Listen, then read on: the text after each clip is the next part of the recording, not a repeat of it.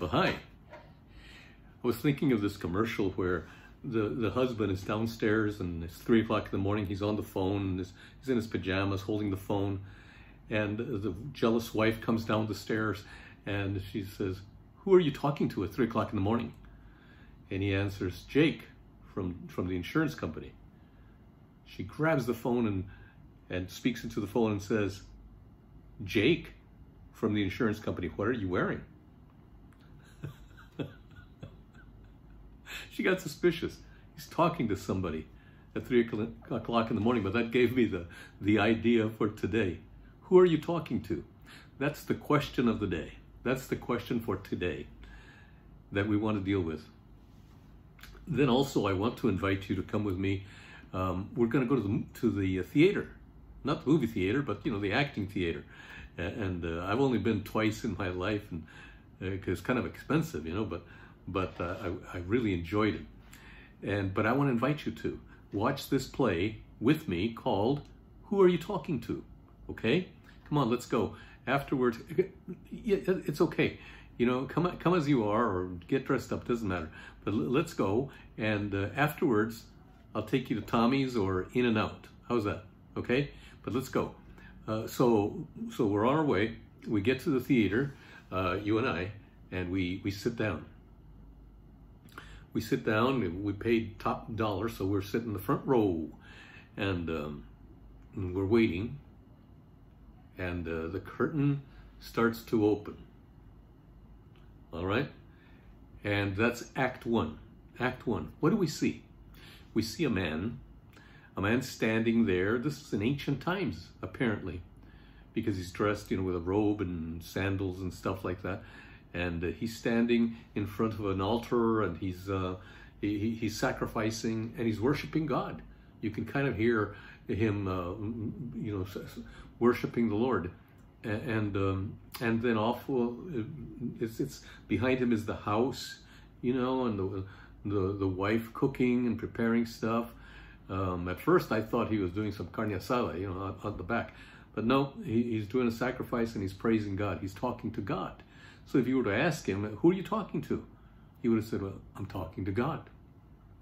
And then behind him, look at the scenery, because you have to use your imagination for this. We're at the theater, and behind him, off in the distance, is a house, beautiful house. And there are his 7 sons having a party, and they have invited their 3 sisters. Now, this is an ancient time, so these are really good kids, man. They weren't having wild, drunken parties. They were drinking wine, like sophisticated people, and they had invited their sisters. Big deal back in the ancient days to include the women. And then off in the hills, you can see sheep grazing, and farther over you can see camels, lots of them, and donkeys and all of that. So this is, of course, is the story of Job. They're telling the story of Job, called "Who Are You Talking To?" And Job was a good man. The Bible tells us he was rich. He was the richest man around. In his lifetime, he was the richest man. He had a wife. He had a great family, as we can tell. He owned several businesses. I mean, the sheep, he probably dealt in textile, for the wool, and maybe had a packing plant for lamb chops, who knows? And he had employees. He had friends, and he was well known. The Bible tells us he was well known with a good reputation. So he wasn't just everybody knew who he was, the big cat, But no, he had a good reputation. And he's standing there when all of a sudden this guy comes running up to him, and it's one of his employees, and he has some bad news. He tells him, "Hey, I don't know how to tell you this, Mr. Job, but all the farm equipment was stolen. Those the oxen, 500 yoke, that's 500 pair of oxen, they were stolen, and the donkeys, they were stolen. A raiding party came by, and not only that, they killed all the servants, all the employees are dead." That would be like today, somebody coming in and taking off with your business, completely stealing your business, and there's a shooting and they kill everybody. Only one guy escapes to come and tell Job. So he's standing there reeling from this and trying to deal with it, coming to grips with it, when another runner comes running up and he says, you know, the sheep, there was this fire, and all the sheep were burnt, and the employees, everybody's dead. Horrible fire. He's thinking, oh, wow, oh my, what am I going to tell the parents? What am I going to tell the wives? What am I going to tell the children? Oh Lord, my employees, and he's worried about the people. And then he's still trying to get the details of this when somebody else comes running up and they tell him, your camels have been stolen, all of them. Well, that would be like today, somebody saying, you know, that fleet of diesel trucks and semis and 18-wheelers, you know, for transportation, your whole transportation business has been stolen. But how can that be? And he's trying to, wait a minute, all the farm equipment was taken, the employees, there's a mass shooting, people have been killed, the sheep have been burned up, the employees have been burned up, all the trucks have been stolen. And he's barely trying to figure that out when somebody else comes running up, and this guy's a little more careful, and he says, Mr. Job, hey boss, I don't know how to tell you this, but there was this whirlwind, this tornado that hit the house over where your kids are having a party, and the house collapsed. They're all dead. All your children are dead. Oh my. Can you imagine? Can you imagine? So what would you say? What would you say? Well, Job's response, because remember the question of the day is, who are you talking to? Well, he was talking to God. Because he was talking to God, he answers. His perspective is different. He's tormented. He is torn. He is beside himself with grief. His children, you know. But because he's been talking to God, he says, naked I came from my mother's womb, and naked I will depart. The Lord gave, and the Lord has taken away. May the name of the Lord be praised. Who does that? Who does that? The name of the Lord be praised. And he's praising God in the middle of the most horrific things that could happen. Curtain closes. That was the end of Act 1. You and I are still trying to figure this out. Wow. I don't know how I would deal with that. Gee, wow. When the curtain opens, Act 2. This time we see Job, but we barely recognize him. He looks horrible. He's sitting in ashes. His clothes are torn, as was the custom of that day for mourning. You know, when they have losses of a family or loved ones, they would tear their clothes and they would throw ashes on themselves. But he's sitting in these ashes. But more, it is Job, isn't it? Yeah, it is. Are you sure? Because he looks terrible. From the top of his head to his feet are boils. Boils. Oh, I don't know if you ever had a boil. I had one one time. Boy, was it painful. Man, was it painful. I'm telling you, it was painful. Did I tell you it was painful? Man, I mean, it hurt. Ooh, that was one. Wow, man. And he's sitting there, and he's taken a broken piece of pottery, and he's trying to scratch himself. He's just in horrible pain. Physically now, his health is gone. Wow. He's got a wonderful wife. I mean, he married her because he fell in love with her, right? They've worked together to build this business. They've had their children. They've built this home. They have friends. They have a reputation. In walks the wife. She takes one look at him, shakes her head in disgust, turns around, turns away, and says, Job, are you still hanging on to your integrity? Why don't you curse God and die? Just die already. Oh. Exit stage right. As she walks away, Job tells her, "You're talking like a foolish woman. Shall we accept good from God and not trouble?" Who are you talking to, Job? Talking to God. I know that good things come from God, and my life is in His hands, and when horrible things happen to me, God is in control. I accept it as from His hand. Wow. He's sitting there watching his wife walk away. I mean, a man can take just about anything as long as he's got his woman, you know. He's the one he loves, the one that inspires him, the one that he loves to come home to, the one that he thinks about, and she's the one that encourages him, that creates the environment so he can be successful. And she's just told him, curse God and die. Wow. Exit the wife, stage right. Enter the friends, stage left. As they approach, they're not sure it's him because he's unrecognizable. He looked horrible. But as they come closer, they realize, yeah, it is him. Their friend. He says he's friends. They sit down. What can you say? What can you say? Have you ever tried to comfort someone who has lost their children? Who has lost their business? Whose employees have been murdered? What do you say? They couldn't say anything. They sat in silence for 7 days.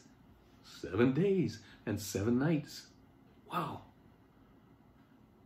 After 7 days and 7 nights, Job looks up and opened his mouth and cursed the day of his birth. He said, and we've got the transcript, "May the day of my birth perish, and the night that said a boy is conceived, that day. May it turn to darkness. May God above not care about it. May no light shine on it. May gloom and utter darkness claim it once more. May a cloud settle over it. May blackness overwhelm it.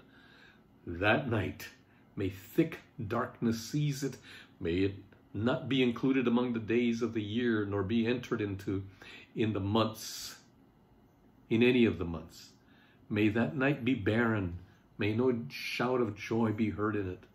May those who curse days curse that day. Those who are ready to rouse Leviathan. May its morning stars become dark. May it wait for daylight in vain and not see the first rays of dawn. For it did not shut the doors of the womb on me to hide trouble from mine eyes. Why did I not perish at birth and die as I came from the womb?" In a way, you can't blame him. He wishes he was stillborn. He wishes somebody had performed an abortion. Now he's accepted abortion. He's cursing the day. I wish I had a British accent to do this stage production justice, but it goes on and on and on. But this is basically what he's saying. And then the first friend, the oldest one, the wisest one, supposedly, stands up. And Eliphaz was his name. And he speaks and he says, "Trouble comes and you are discouraged. You are dismayed. If you are righteous, you won't die. Listen to me, Job. Blessed is the one whom God corrects. So do not despise the discipline of the Almighty." He's telling him, you deserve what you got. You're getting what you deserve. God is giving it to you. So don't gripe about it. Take it like a man.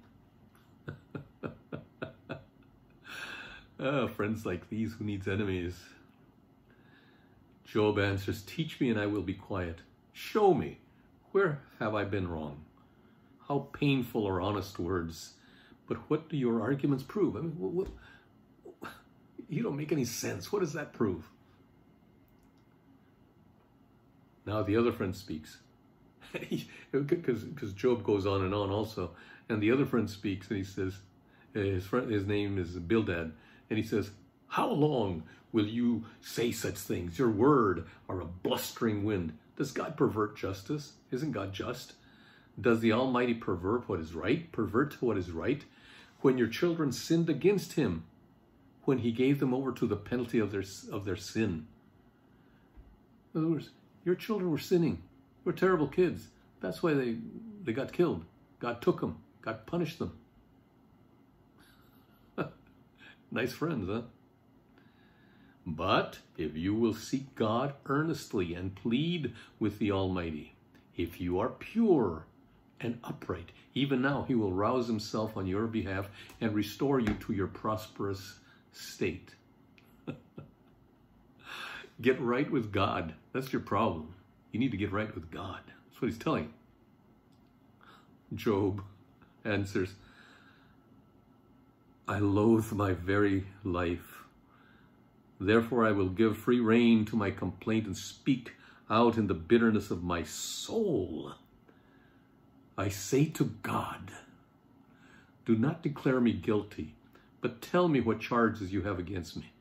Does it please you to oppress me, to spurn the works of your hands while you smile on the plans of the wicked? I mean, he's getting in God's face. He's angry. I don't know. I can't blame him. Can you? But he tells God, hey, I'm innocent, man. Do you enjoy seeing me suffer? That's pretty strong, huh? The third friend stands up. Are all these words to go unanswered? Is this talker to be vindicated? Will your idle talk reduce others to silence? Will no one rebuke you when you mock? You say to God, my beliefs are flawless and I am pure in your sight. Oh, how I wish that God would speak, that he would open his lips against you and disclose you to the secrets of wisdom. For true wisdom has two sides. Know this, God has even forgotten some of your sin. You think things are bad.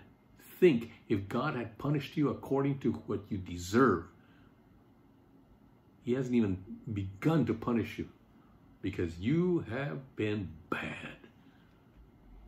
Great friends, huh? You ever have friends like that? Instead of making you feel better, they come along and slap you down when you're already down. Kick you when you're down, they say. Job answers, my eyes have seen all this. My ears have heard and understood.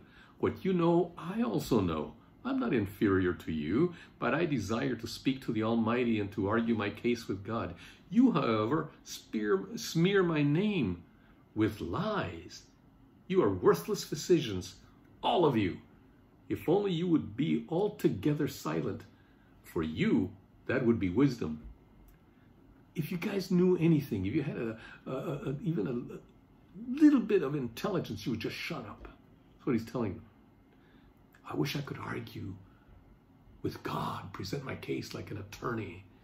I would tell him, and he goes on, you know, like they do in the plays, and very dramatic. So the question is, who are you talking to? Job, I'm talking to my friends. I'm talking to them about God. I'm talking to them about my problems. And I'm talking to them about my pain. And I'm talking to them about how everything has gone wrong. I'm telling them off because they're not helping. Job, who are you talking to? I'm talking to my friends. He turns around and tells his friends, listen guys, mortals born of a woman are of few days and full of trouble. They spring up like flowers and wither away like fleeting shadows. They do not endure. I have heard many things like these. You are miserable comforters, all of you. Will your long-winded speeches never end? What ails you that you keep on arguing? What is your problem, he says. Bag of wind is all you are. You came here to help me, but you're not helping at all. He says, why should I not be impatient? Look at me and be appalled. Clap your hands over your mouth. When I think about this, I am terrified. Trembling seizes my body. You ever had pain like that? That your whole body trembles and no amount of medication or pain meds or antibiotics could kill it. Your body is just, you can feel the infection racing through your body. You can feel your muscles growing and groaning and stretching and contracting, and your mind is racing and you're reeling from everything that's going on. Just one big mama headache. The youngest one stands up. He says, I waited while you spoke. He's talking to the friends. I listened to your reasoning while you were searching for words. I gave you my full attention, but not one of you has proved Job wrong. None of you has answered his arguments. People don't have an answer. Job, who are you talking to? My friends. But they don't have an answer. Yeah, but we know we're talking. But then Elihu turns around and speaks to Job. He says, but you said in my hearing, I heard the very words, I am pure, I have done no wrong, I am clean and free from sin. Yet God has found fault with me. He considers me his enemy. He fastens my feet in shackles. God is exalted. Who is a teacher like him? Who has prescribed his ways or said to him, you have done wrong? Remember to extol his work, which people have praised in song. All humanity has seen it. Mortals gaze on it from afar. How great is God beyond our understanding. The number of his years is past finding out. So from his past conversations with God, he still remembers the greatness of God. He's talking about it.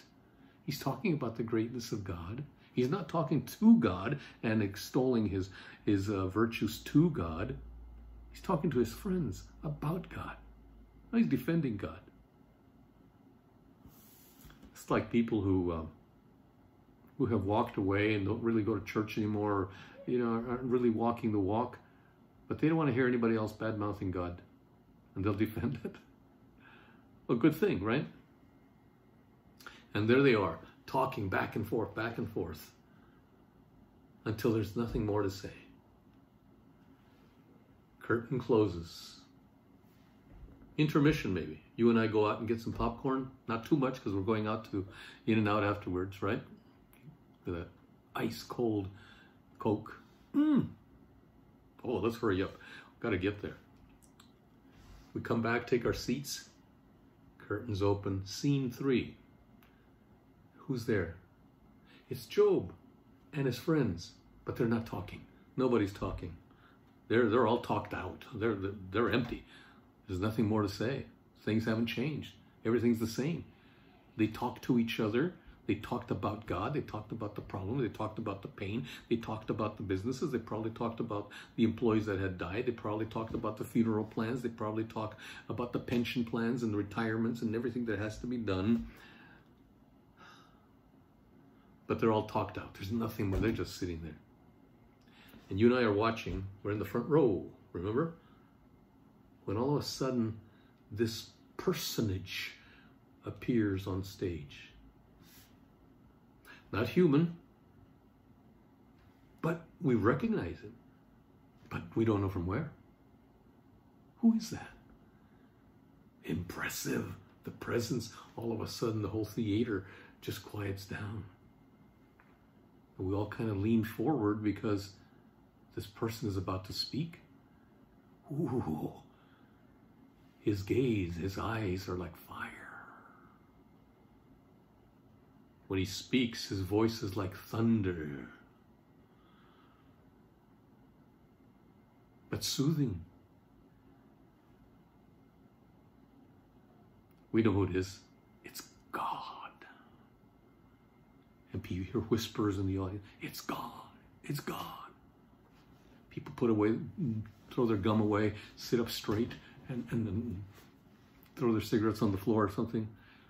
Huh? It's God shows up. And God speaks. Job, who are you talking to? I'm talking to God. I'm talking to God. God speaks and he says to Job, who is this that obscures my path with words without knowledge? You don't know what you're talking about, Job. Brace yourself like a man. I will question you and you shall answer me. Where were you when I laid the earth's foundation? Tell me, if you understand. Who marked off its dimensions? Surely you know. Who stretched a measuring line across it? On what were its footings set, or who laid its cornerstone while the morning stars sang together and all the angels shouted for joy? Who shut up the sea behind doors when it burst forth from the womb, when I made the clouds its garments and wrapped it in thick darkness, when I fixed limits for it and set its doors and bars in place, when I said, this far you may come and no farther. Here is where your proud waves halt. Have you ever given orders to the morning, or shown the dawn its place, that it might take the earth by the edges? Will the one who contends with the Almighty correct him? Let him who accuses God answer him. Of course, God speaks for several chapters there. If we had the script, we could read on and on and on. Yeah, well, by the way, we do have the script. It's called the Book of Job.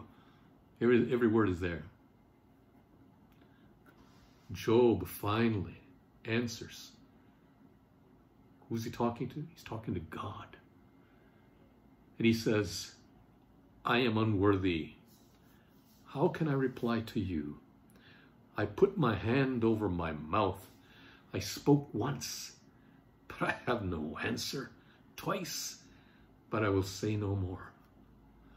He is in another dimension. Is he talking about his problems? Not now. Why? Because he's in the presence of God.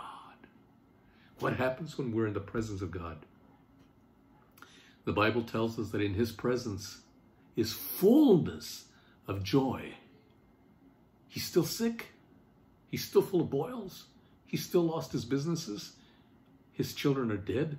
His wife has walked out in disgust, wants him dead, probably thinks the only thing left is a life insurance policy, and he won't die.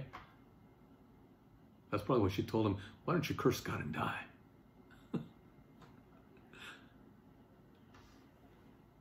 God then turns around and speaks to the friends who are probably cowering in the corner. Can you imagine? Visualize this, right? God deals with the friends, and he says to the first one, Eliphaz, I am angry with you and your two friends because you have not spoken the truth about me as my servant Job has. He defends Job. He defends Job. Because in the middle of all of that, Job was trying to defend God. He knew about God, and he was saying, I know my Redeemer lives. I know God is alive. He had lost everything. I mean, there couldn't be a worse situation. As much as any of us have suffered, none of us have ever suffered as much as Job. He says, I know my Redeemer lives. I know. I know. God vindicates Job. And when Job prayed for his friends, so what did Job do after talking to God? He prayed for his enemy, frenemies, frenemies, right? Did I just create a new word? Friend that are really enemies. He prays for them. Who are you talking to, Job? Been talking to God.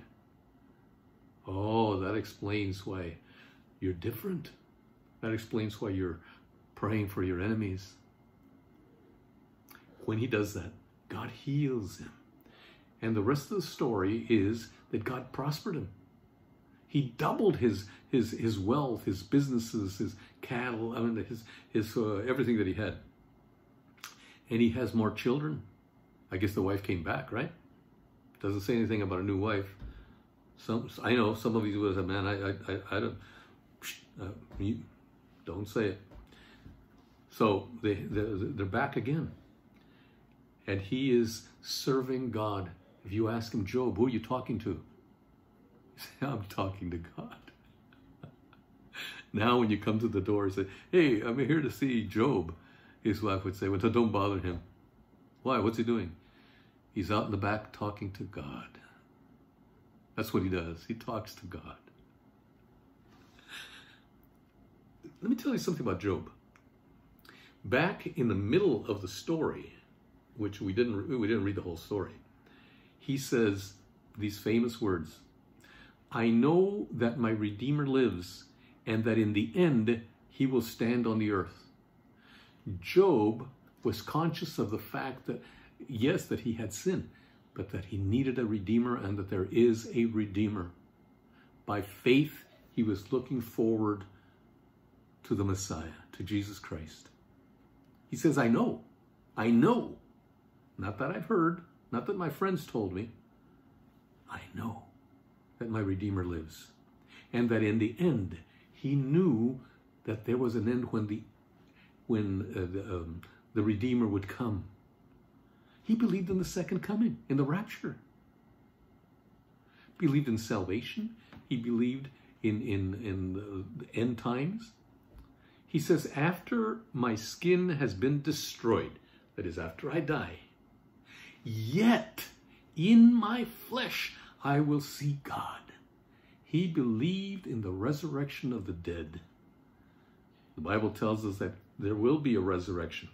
Some will be resurrected to be with the Lord, and some will be for condemnation, to be condemned to their eternal destiny. He says, I will see God in my flesh. I myself will see him with my own eyes. I and not another. No one's going to be telling me about it. I will see him. Then he says, this reminds me of John, the last words of the Bible. Come, Lord Jesus. Because Job says, how my heart yearns within me. He wants, come, Lord Jesus. He believed in the second coming. Can you imagine that? What an incredible play they put on at this theater. And as we hear those last words, the curtain closes, and we're waiting for the big sign to come down that says, the end. We're waiting, but then it opens up again. The curtains open up again. Act 4. Is it Act 4? Where does it say Act 4? There's no Act 4. Oh, yes, there is. The curtains open, and there's a person in the middle of the stage. You can tell this person's physically ill. This person is having problems, probably emotionally, mentally, just in anguish, in pain, in agony. But who is it? We've already seen Job and all the characters in the story. Who is this person in this fourth act? We can't tell because this person is facing the other way. But here comes, the person turns around and we can see who it is. Who is it? Ah, it is you. It is you. It's me. It's me. No, it's me. And everybody is saying, no, it's me. It's me.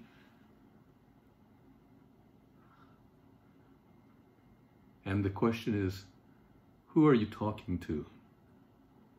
Who are you talking to? Somebody said, man, you preach deep. It's only when you walk through the valley of the shadow of death that you learn of the deep things of God. the greatness and the mercy, the love, the beauty, the vastness of God. He is our great hope. May God have mercy. The Lord bless you and keep you. The Lord make his face shine upon you and be gracious to you. The Lord lift up his countenance upon you and give you peace. Amen.